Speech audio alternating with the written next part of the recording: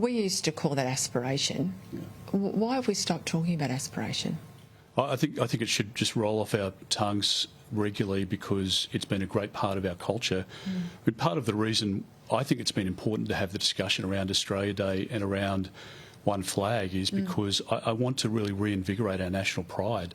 And I think we've been indoctrinated, our kids have been indoctrinated for a generation or two now through the schooling system, from childcare right through to university, being told that they should be ashamed of our history and our treatment of Indigenous people, etc. I want us to embrace our whole experience and history as a nation. We should be proud of our Indigenous culture, but equally we should be incredibly proud of a migrant story which has seen that aspiration played out. It's something we should talk more about, and I really want it to be a centrepiece of our time in government. When did you know you wanted to go into the police force? From a very young age. There's a good photo, I don't know if it's dress up at kindy or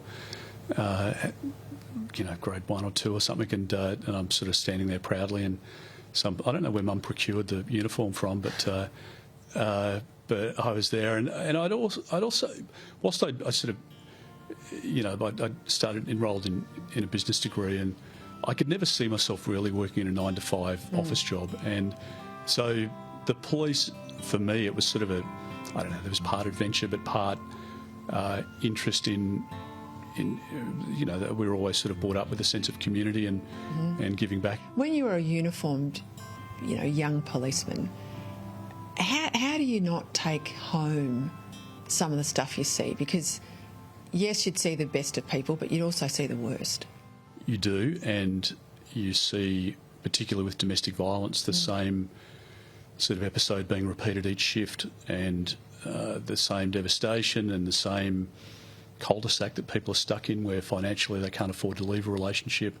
I was up in Alice Springs just recently and talking to the police up there who are dealing, across a shift with 30 domestic violence incidents, and they're just going from one job to the next, and that, I think that becomes, very debilitating and disheartening very quickly, because in many of the cases there's not a good outcome. Coping with all of this and obviously coping with the slings and arrows of politics, I've got to ask you before we leave this sort of early years, do you still have mates from school? Do you still have old mates in your life? Yeah, I do. I've got a group of, there's about 7 of us, and we've stayed, friends from high school. I've got one mate from primary school, and we've because I think it's a measure of someone that they've got old mates in their life. Yeah, I think so. I mean, we've just been loyal and together for, as I say, we finished school 1987, so it's a long time ago. You ended up, as I said, as a detective. You worked in a number of areas, but principally the sex crimes squad. How did that influence your time in the Parliament? I worked for a long time in the drug squad and the National Crime Authority and the Covert and Surveillance Unit, so I worked across a number of different squads.